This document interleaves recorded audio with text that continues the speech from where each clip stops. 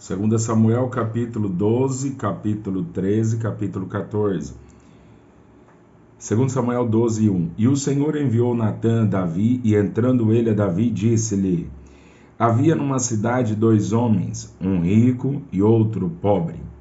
O rico tinha muitíssimas ovelhas e vacas, mas o pobre não tinha coisa nenhuma, senão uma pequena cordeira que comprara e criara. E ela havia crescido com ele e com seus filhos igualmente. Do seu bocado comia e do seu copo bebia, e dormia em seu regaço, e a tinha como filha.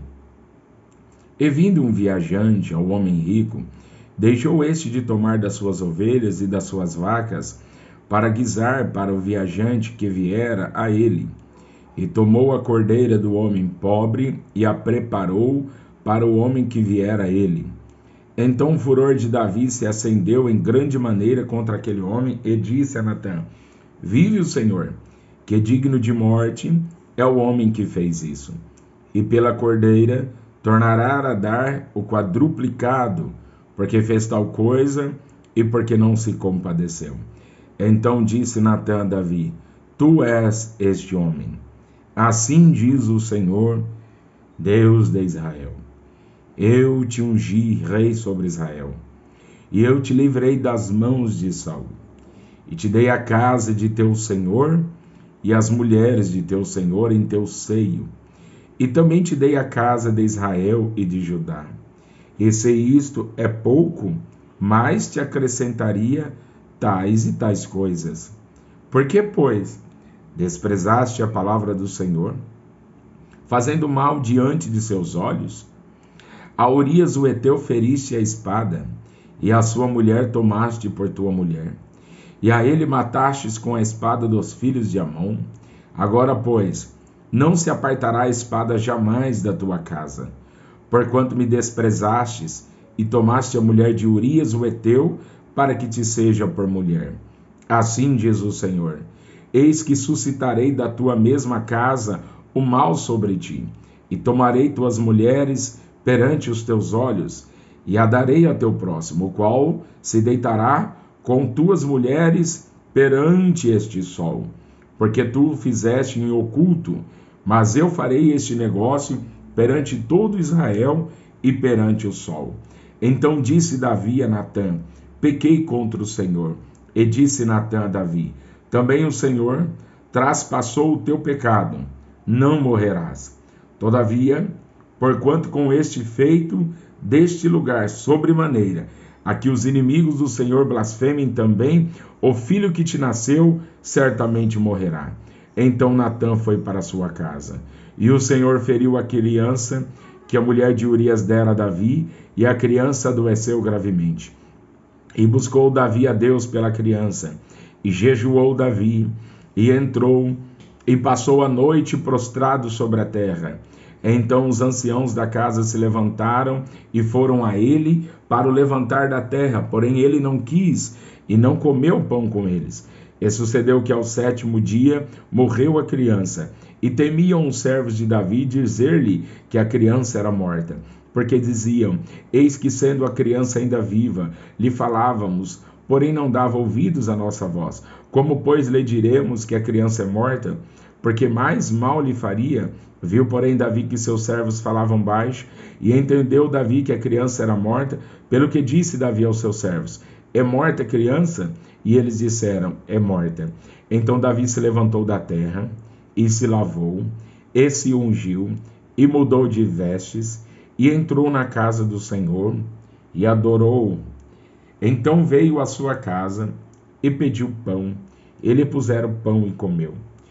E disseram-lhe seus servos: Que é isto que fizeste? Pela criança viva jejuaste e choraste? Porém, depois que morreu a criança, te levantaste e comestes pão? E disse ele: Vivendo ainda a criança, jejuei e chorei, porque dizia: Quem sabe se o Senhor se compadecerá de mim e viva a criança? Porém, agora que é morta, por que jejuaria eu? Agora? Poderei eu fazê-la mais voltar? Eu irei a ela, porém ela não voltará para mim.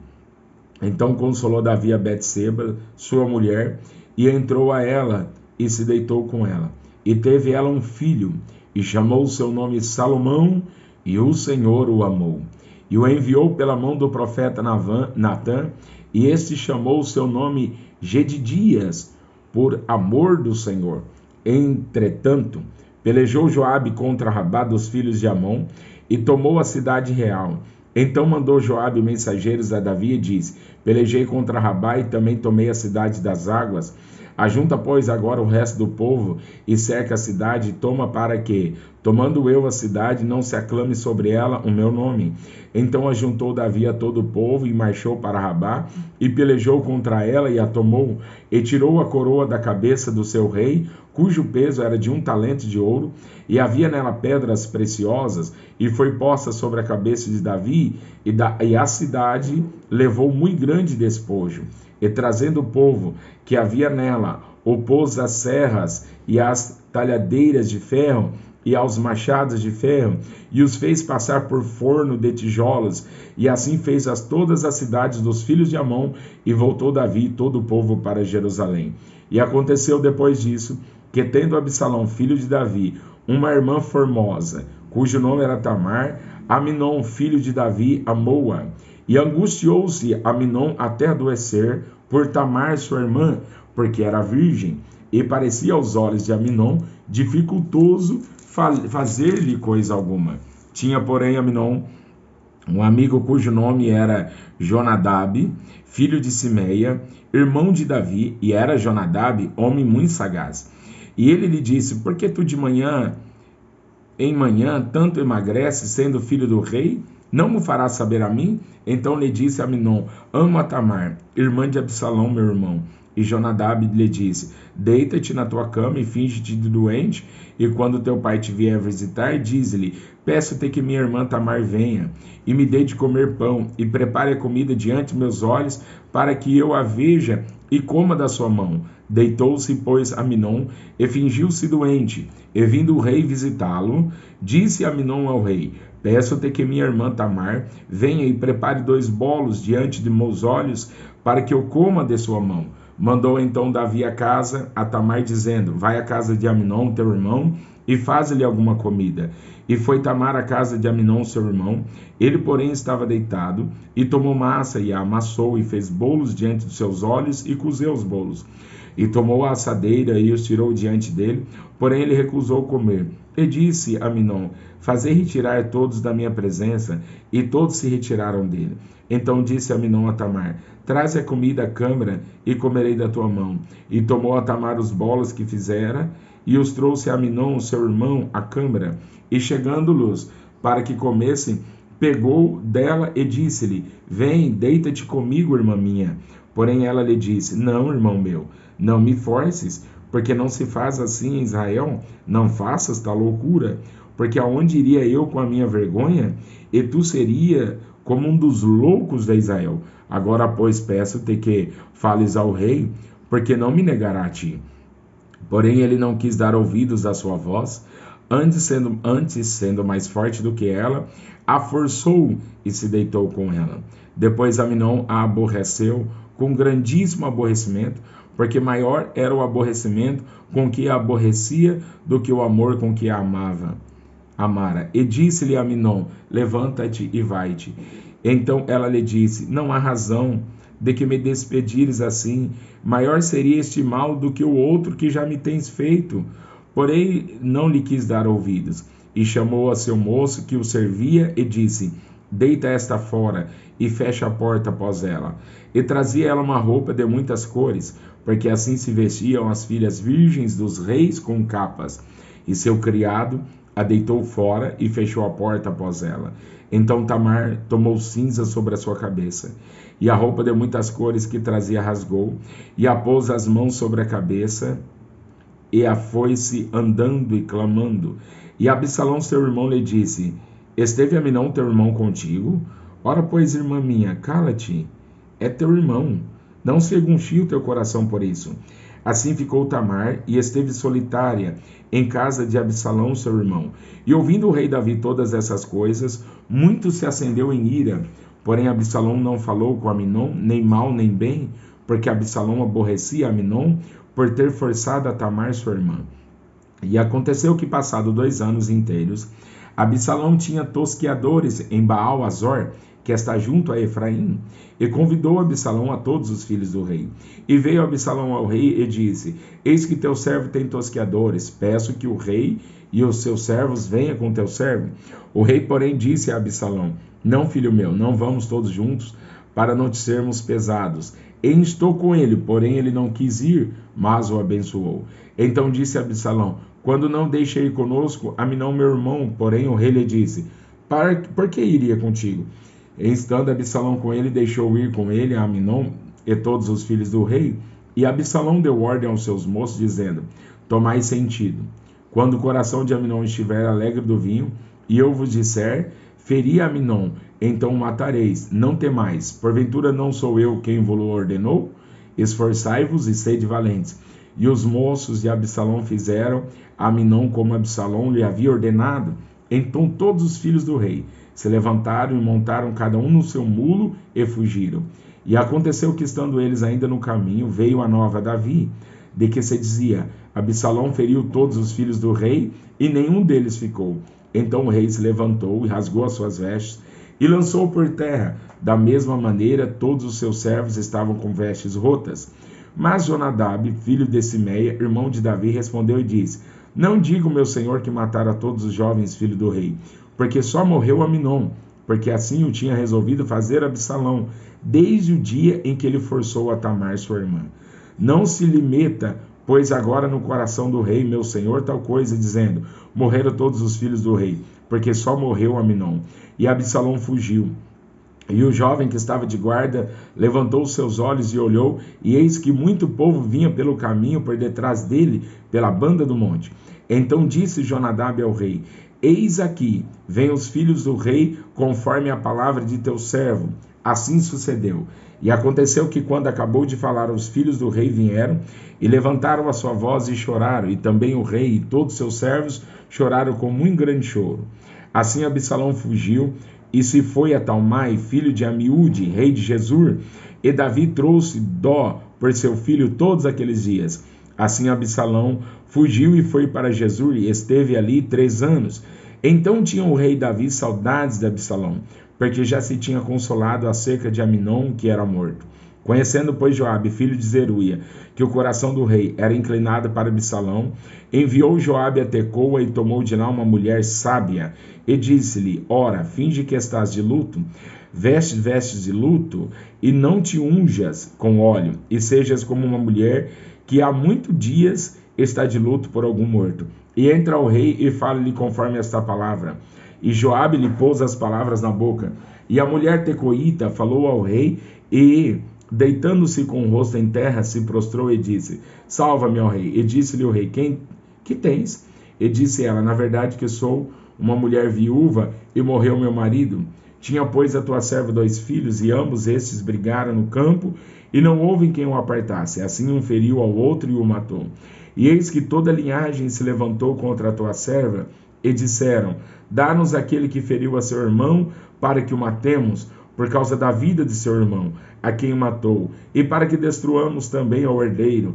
Assim apagarão a brasa que me ficou, de sorte que não deixam a meu marido nome nem resto sobre a terra. E disse o rei à mulher: Vai para a tua casa, e eu mandarei ordem acerca de ti.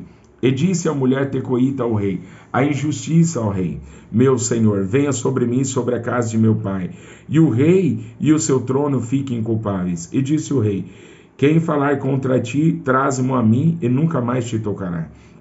E disse ela: Ora, lembre-se o rei do Senhor teu Deus, para que os vingadores do sangue se não multipliquem a deitar-nos, a perder e nos destruam, meu filho.